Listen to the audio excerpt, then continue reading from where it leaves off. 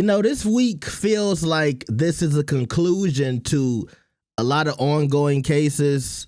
We finally got the end to Diddy's case, and now we are getting the end of Drake versus UMG. So the judge dismissed his defamation lawsuit against UMG.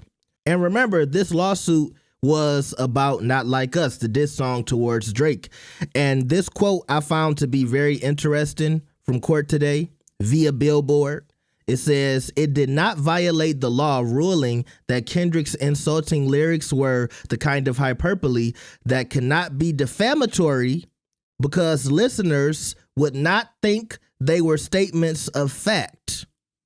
Now, is there some conspiracy theorists out there that think Drake is a part of the Illuminati and he does weird stuff and all this other stuff? Sure. But I kept telling y'all from the beginning, my voice went out there. I got some Diddy in my throat. Hold on. Hey, no Diddy, man. No Diddy. I kept telling y'all that a lot of people just like the song. Most people weren't listening to this thinking, oh my God, Drake is really doing these crazy things. It was a diss song. Most people understand a diss song. We get that everything in a diss song isn't fact. But if you can come up with a catchy bop, we'll vibe along with it. To be honest, the whole diss culture of hip hop is childish. Because just like when you in school, somebody can make up some little weird little like catchy rhyme or something about another kid and everybody will start singing it and nobody's thinking it's facts. We just thinking it's funny. We just thinking it's embarrassing, and so we're going to keep doing it to pick at you and pick at you. Like, my name is Aaron. When I was young, people used to call me Arena, Arena, Arena. Everybody knows I'm not a girl, but they thought it was funny to say Arena. I can list y'all a whole... When I was in high school, niggas would call me Koala. Hey, Koala, Walla, Walla. I'm making it sound like I was bullied my whole life, but what I'm saying is people know I don't look like a koala bear. It's just funny because I was a little chubby kid, I was a little roundish, and I was koala. That's the same type of logic that people were adding to this song. No, a lot of people weren't thinking, oh my God, Drake should be behind bars.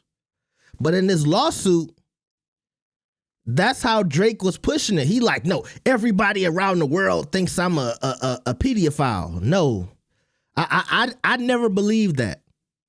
I never believed that everybody on the world just started looking at Drake like he was a weirdo. No. Were those some good diss songs by Kendrick? The whole lineup, how he released it, the lyrics, the execution? Yes. But I don't think either of their names were scarred to the point. I mean, just look, the proof is in the pudding. Kendrick is moving regularly. Drake is moving regularly. Drake is still out with the females, dating women, getting all this praise while he's on tour. The same thing for Kendrick. Nobody's looking at Kendrick like, he did this to his wife and he's this and he's that. So if Kendrick isn't going around talking about, hey, Drake scarred my reputation, I didn't understand why Drake felt the need to do the same. Y'all walked away from the battle. Y'all had a back and forth. Y'all tried to hit below the belt. To me, it's damn near like a tie. It's just that Kendrick had the bigger song and everybody just gave him the trophy. You didn't get to win. And so then we turned this lawsuit into a whole, I heard Tory Lanez while he was in jail, he said, this lawsuit is going to be the thing to start the revolution. This is not what that lawsuit was about. And I told y'all from the beginning, I said, they keep trying to make this lawsuit about too many things. First is he wants to get a better deal from UMG. Then is he's fighting on behalf of the artists because the artists deserve to, know all the information and for everything to be seen. But look, y'all want to talk about bots? Botting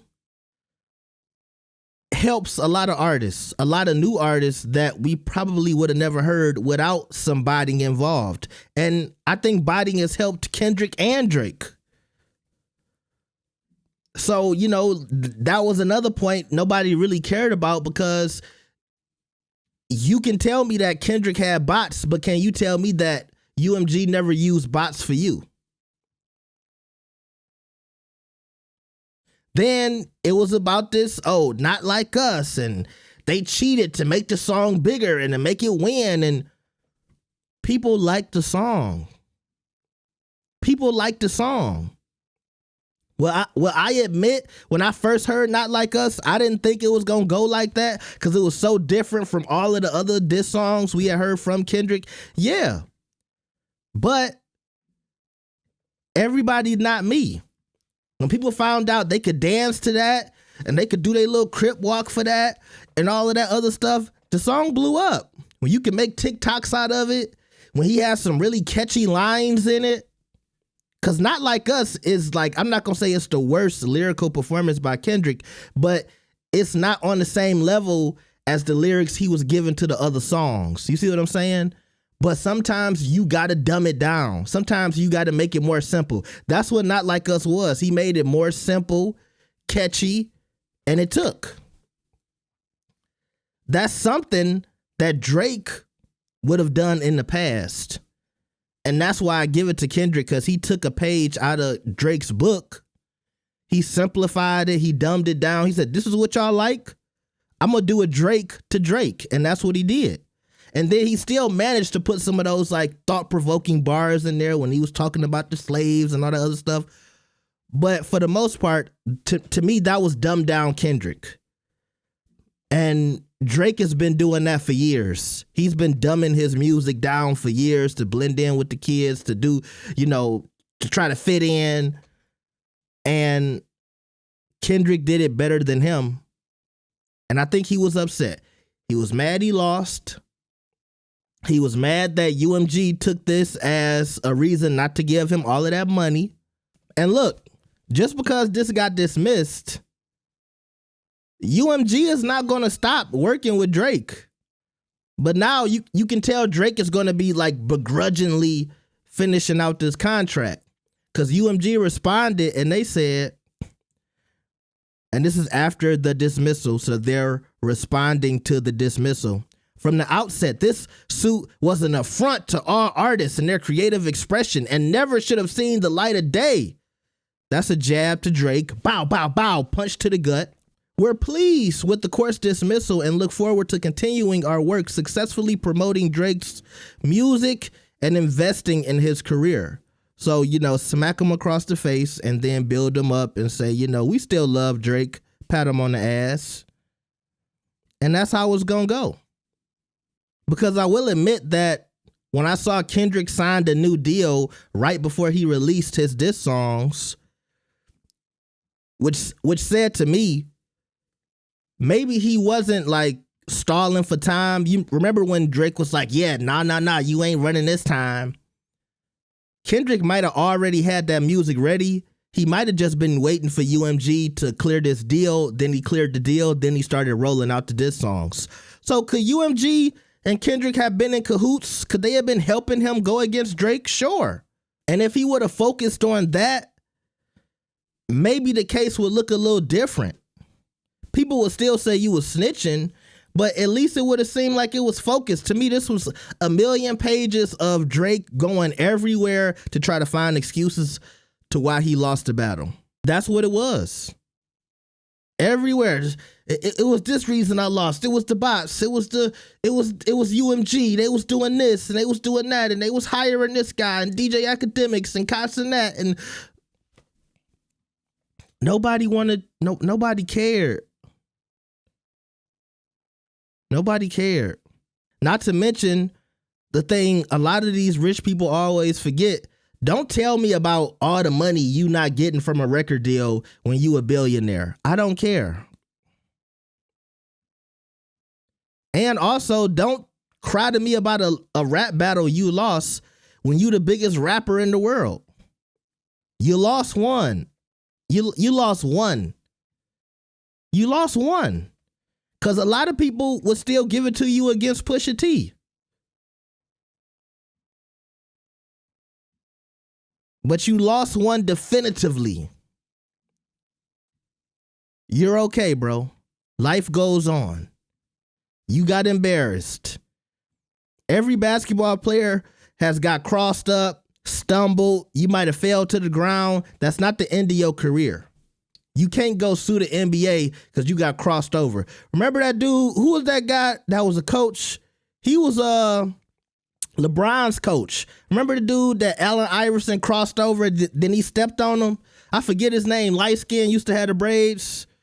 I'm forgetting his name, but y'all know who I'm talking about. Imagine him suing the NBA because Allen Iverson embarrassed him and stepped over him. It's basketball. This is battle rap. Shit happens. Also, I think about the fact that this is getting dismissed before his album drops. I mean, the Iceman gonna be really cold now. He probably trying to hurry up and add some bars about this in his lyrics or his album. Trying to talk about, yeah, you know, I lost, but I got the trophy in the end. This lawsuit was all over the place. I told y'all that from the beginning. And, you know, we'll see what happens next when Drake releases Iceman. If he responds, I'm pretty sure it's going to be a lot of people talking about the case now. So I'll sit back and watch everybody's opinion. But y'all let me know what y'all think about this. Like the video and subscribe. I'll see y'all next time. Peace.